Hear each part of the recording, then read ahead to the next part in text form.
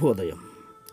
Global బెతేనియా Calvary ministry తరపున ఈ పునరుద్ధానిక దినమయందు మరొకసారి మీ అందరితో కూడా కలుసుకుని దేవుని యొక్క పరిశుద్ధమైన మాటలు ధ్యానించుటకును దేవుడు నాకు ఇచ్చిన మధురమైన అవకాశమును బట్టి దేవుడికి ప్రత్యేకమైన వందనాలు తెలియచేసుకుంటూ ఉన్నాను.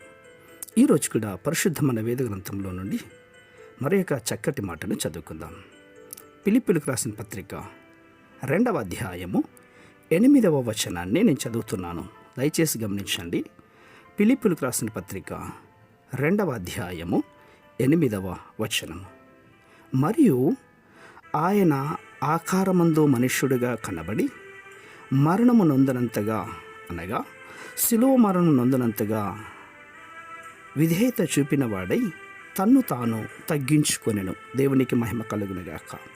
ప్రియులారా, దీనత్వం యొక్క ఆధిక్యతను మన ప్రభువును రక్షకుడైనటువంటి యేసుక్రీస్తు వారు మనకు చక్కగా బోధిస్తూ ఉన్నారు. దీనులకు ఆయన కృపను అనుగ్రహిస్తూ ఉన్నారు. అవును, నీవు హెచ్చింపగోరినట్లయితే గనక నీవు ఖచ్చితంగా తగ్గించుకోవాలి. దీనత్వము అన్నటువంటిది అవమానమునగా, నిందారహితులుగా భావించాలి. అవును, నీవు హెచ్చించే దానికోసం ప్రభు ద్వారా హెచ్చించుకునే తత్వాన్ని అలవరుచుకునే గొప్ప సమయము, మార్గము ఇదే. శిష్యులకు దీనత్వమును బోధించుటకు ప్రభువారు తీర్మానం చేసుకున్నారు. తమలో ఎవరు గొప్పవారనే వాదన తరచుగా వారి మధ్యలో జరుగుతున్నప్పుడు క్రీస్తు శిష్యుల యొక్క పాదములు తానే కడిగాడు. వారు పాదములలోని అపవిత్రత, దుమ్ము, ధూళి సమస్తమును ఆయన ఒక దాసుని వలె కడిగి ఒక తువాలతో తుడిచినట్లుగా పరిశుద్ధమైన గ్రంథంలో కనబడుతుంది. ప్రియులారా, ఒక ధనవంతుని ఇంట్లో ఒక పని చేసే పాలేరు ఉండేవాడట. ఆ ఇంటి యజమానితో పాటు ఇంటికి వచ్చినటువంటి అతిథుల యొక్క పాదములను కడిగి తుడిచేవాడు. అతడు బానిసగా కొనబడిన వాడయ్యునందున ఎటువంటి పరిస్థితుల్లో కూడా యజమానుడు ఎవరి పాదములు కడిగేవాడు కాదట. ఆ పనివాడే ఆ పని చేస్తూ ఉండేవాడు. అయితే యజమానుడైనటువంటి యేసు ప్రభు వారు తన్ను తాను తగ్గించుకుని శిష్యుల యొక్క పాదములు కడిగి దీనత్వమునకు మాదిరిగా కనబడుతూ ఉన్నాడు.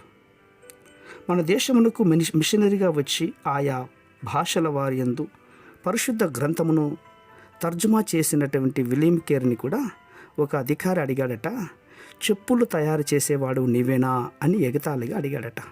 అందుకు విలియం కేరీ గారు, కాదండి, నేను చెప్పులు తయారు చేసేవాడిని కాను, తెగిపోయిన చెప్పులను కుట్టువాడును అని జవాబిచ్చాడు. ప్రియులారా, క్రీస్తు యొక్క దీనత్వమును ఆ భక్తుడు స్వతంత్రించుకున్నాడు కాబట్టి ఆయన హెచ్చింపబడలేదు, తన్ను తాను తగ్గించుకున్నాడు. అందును బట్టి ప్రపంచ దేశమంతటిలో, మిషనరీలంతటిలో విలియం కేరీ గారు ఒక గొప్ప స్థానాన్ని సంపాదించుకున్నారు. అవును, మనం హెచ్చింపబడాలంటే తగ్గించుకోవాలి.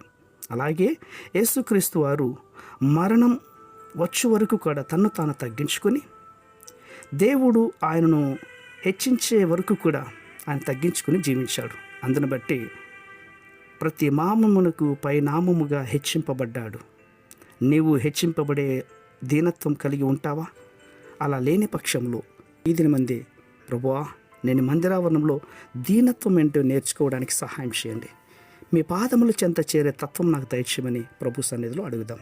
పరిశుద్ధమైన మా ప్రియ పరలోకపు తండ్రి, ఆశీర్వదించినటువంటి ఉదయకాల సమయంలో ఈ పునరుద్ధానిక దినమయందు ఎందరైతే ఈ మాటలు వింటున్నారో ప్రతి ఒక్కళ్ళు తమ్ము తాము తగ్గించుకుని మీ సన్నిధిలో ఒక గొప్ప వ్యక్తులుగా జీవించే తత్వాన్ని మీరు దయచేస్తున్నందుకే స్తోత్రాలు అర్పించుకుంటూ చిన్న ప్రార్థనను మా రక్షకుడిని యేసయ్య నామమున అడిగి వేడుకొని పొందుచున్నాం మా తండ్రి. Amen, amen, amen.